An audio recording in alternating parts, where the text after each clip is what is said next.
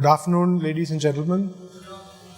Thank you for giving me this opportunity. I have this unenviable task of standing in front of you after lunch, after a very eminent speaker, and also at a time when markets are struggling with this virus episode and people don't know what to do.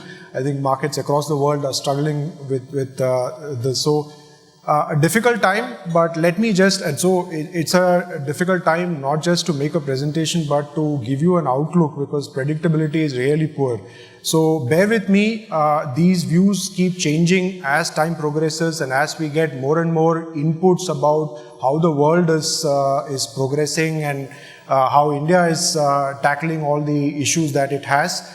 Let me quickly take you through a few slides and then we can open up for questions as well.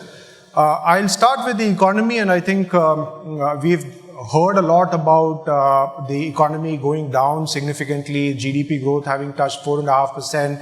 I think today we would have probably seen the numbers for the third quarter as well, somewhere close to 4.5%, I presume.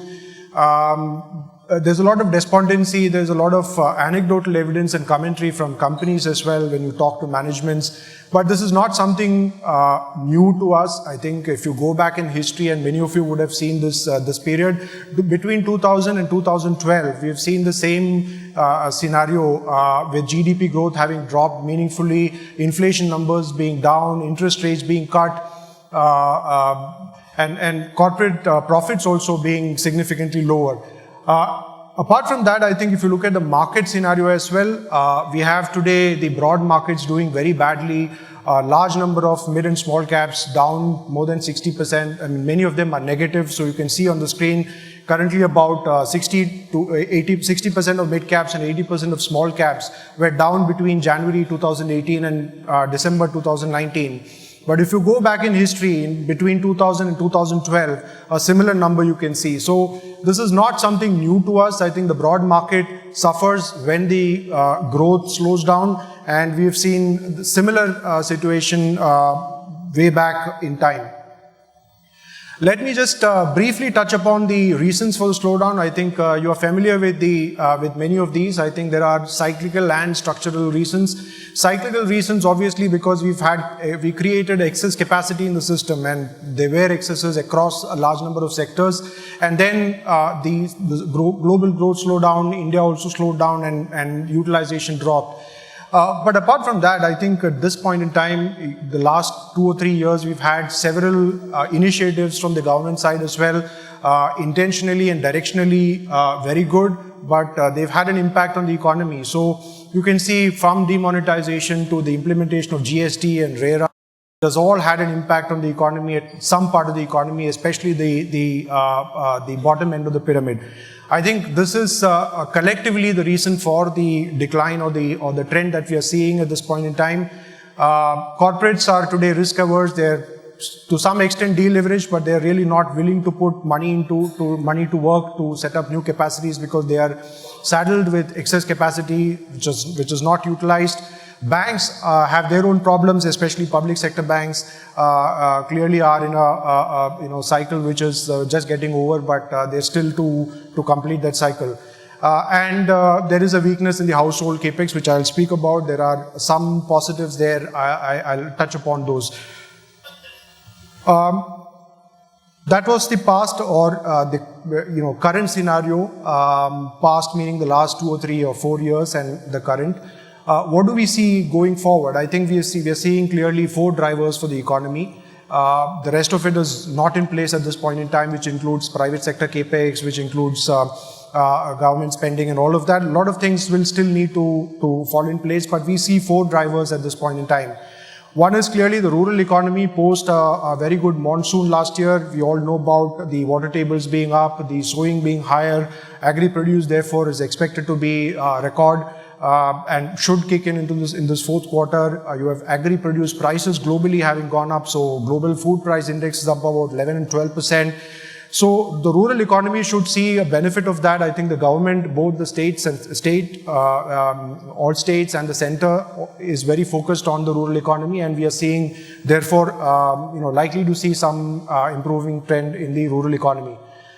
Exports, I think, is something that is new for us, and I think it's a great thing to see our exports starting to gain, especially to the US over the last 6-8 months of calendar year 2019.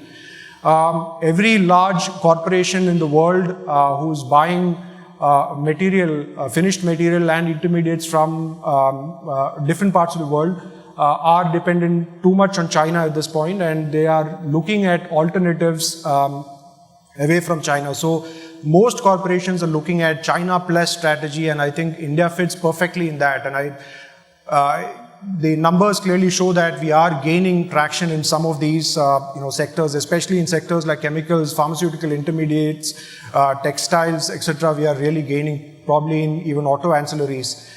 The third is the asset quality cycle. I think we all know that the asset quality cycle, the worst is behind us. 2018 was a peak in terms of bad asset creation. We've seen a declining trend so far, and I think the credit cost should drop, and we should get into a good credit cycle as we go forward, and probably have started seeing that. Real estate is the fourth. I said the household capex has dropped meaningfully, which has resulted in the GDP decline as well as in gross capital formation falling quite rapidly over the last 5 or 6 years. We are seeing some green shoots of revival here in the real estate space. In Bombay, we probably will not be able to appreciate this because in Mumbai and Delhi, there is a large inventory still there to be cleaned up. But across the country, if you look at the inventory to sales, I think over the last 12 to 13 quarters, it's been dropping quite fast. And there is definitely some positive trend that is emerging in the organized space with more and more projects coming to them and a consolidation from the unorganized market. So there are these 4 drivers that we see, and these are developing as we go, as I speak. I think over the next 12 months, you should get more clarity on how these will finally result in GDP numbers and rest of the macros. Markets, however, will move with earnings. As you know, markets are dependent on fundamentals, and fundamentals are measured by earnings and earnings growth. The last few years, we've had hardly any earnings growth, mid-single digits, early single digits, so really didn't have much to talk about. Over long periods of time, market returns have mirrored earnings growth, and we've had over the last 10 years, somewhere close to 8.5–9% return. And that's been the trend in earnings growth as well. What do we see going forward? I think that starting FY20, we are probably getting into our early double-digit territory. We are looking at 10% growth in earnings this year. We're looking at about 15% growth in earnings in FY21. And therefore, between FY20 and 23, we are looking at maybe 15 to 17% growth. And therefore, I'm saying that we are now getting into a better phase. Having said that, one cautionary point I need to highlight here is that some part of that recovery, especially in FY20 and part of 21, is actually driven by banks, and we've already seen some of that playing out. This whole debate about broad markets versus Nifty, the question about mid caps, small caps, and the broad market, whether they will come back. What is the future and all of that. I think this chart clearly indicates, this is the 10-year rolling chart of the Nifty and the mid-cap index. I've taken CY10 because calendar year 2010, because the mid-cap index was constituted from 2001 onwards. So we have a 10-year period from 2010. So on a rolling basis, I've taken the returns of the Nifty and the mid-cap index. There has been only one 10-year period on a rolling basis where the Nifty has outperformed the mid-cap index, and that too by a very small margin. So this clearly, and that was CY19. So CY09 to CY19 is when this happened. And therefore, what I'm trying to say is that there is enough alpha to be created in the mid and small cap end. Over a longer period of time, clearly this part of the market will outperform. I'm not sure when that the tide will turn and the broad markets will start doing well, but I think this clearly seals the argument of between Nifty versus mid cap. Submission that I have to make to all of you, I think it's risky to really chase the near-term trends that we see. It's very easy to chase them. I think if you are in the markets have been extremely polarized over the last 2 or 3 years. There is a trend of money moving into high-quality growth stocks at any price.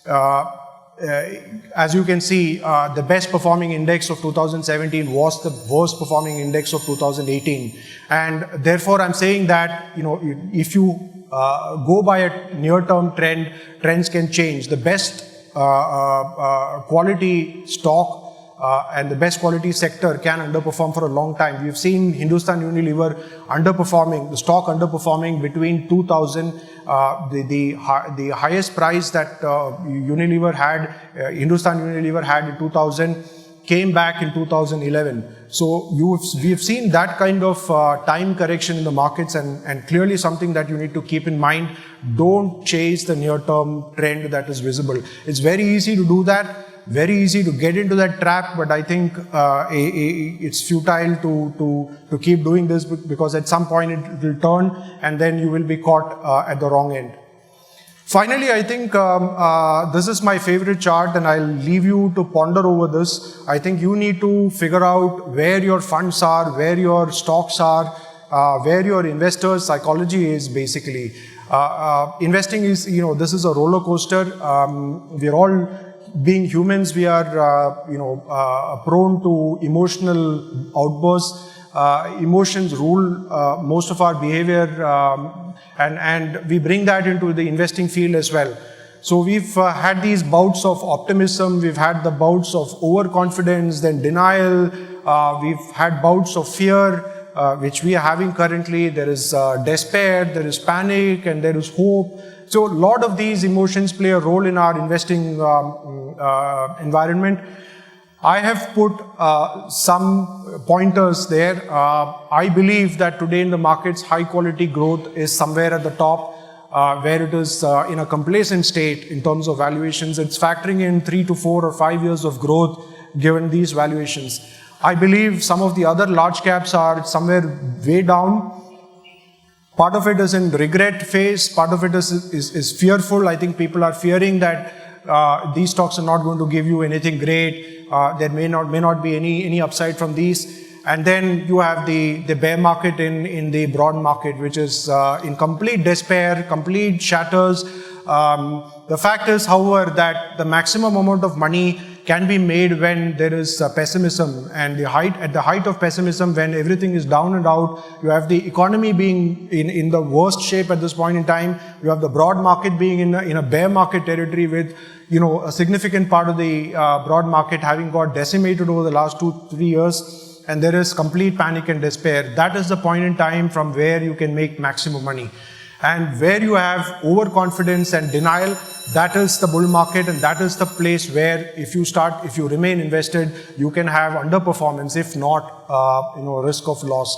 So I think this is something that one needs to keep in mind. You need to figure out ways to overcome this emotional investing psyche, and something that you need to ponder over time with your investors as to how they are behaving.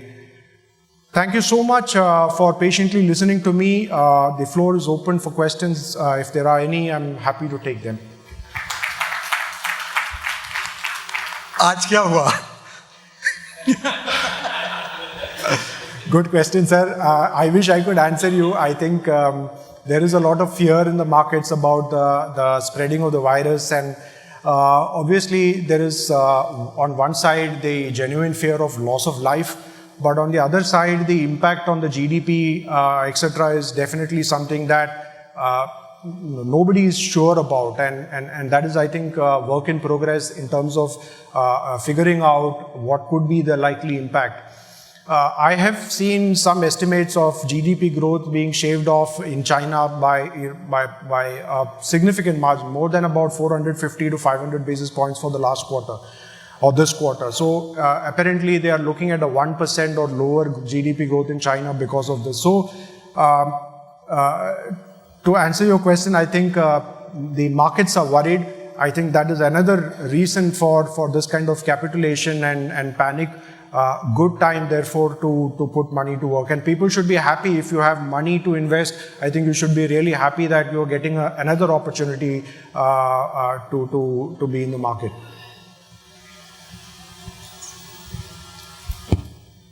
All right, so I think no other questions. With that, thank you so much. Thank you. Thank you for sharing your perspectives here. Thank you.